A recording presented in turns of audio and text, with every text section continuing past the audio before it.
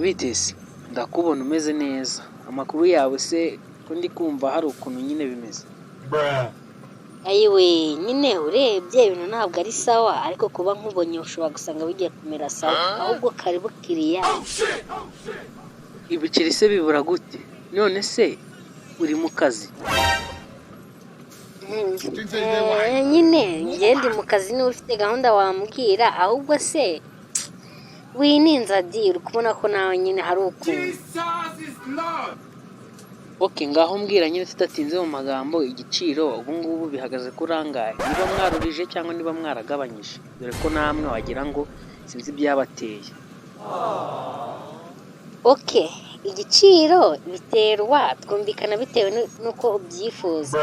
Niba wifuza umunsi, niba wifuza icyumweru cyangwa niba wifuza umwaka biterwa nuko ubishaka.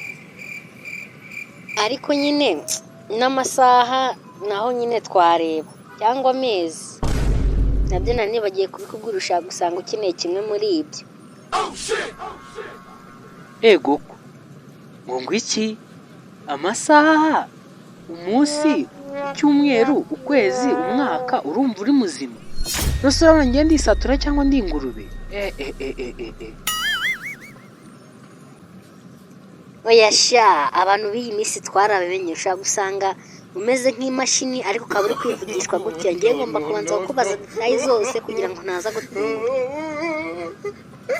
Okay, nasobanukiwe. Ngewe shaka iminota 5. Gusa njye ndumiwe iminota 5 gusa se urumva uri umuntu?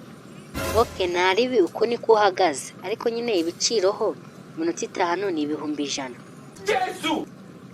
Urumva uri muzima? 1,100 ariko ndaza no kubicyura.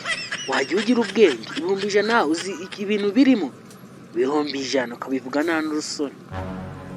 Umva we tutaretse kuruhanya ntabwo ndakurengereza ibiceri 150. Niba utabishoboye byihorere ntabwo ndi kukwinginga.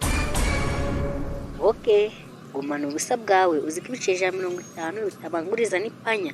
Hanyuma ugatinyuka ukabimbwira. Ngaho rero jya gushaka ipanya.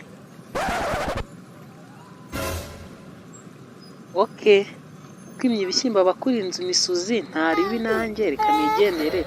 Zumbeje uri kunyiginga. Itanu byangisha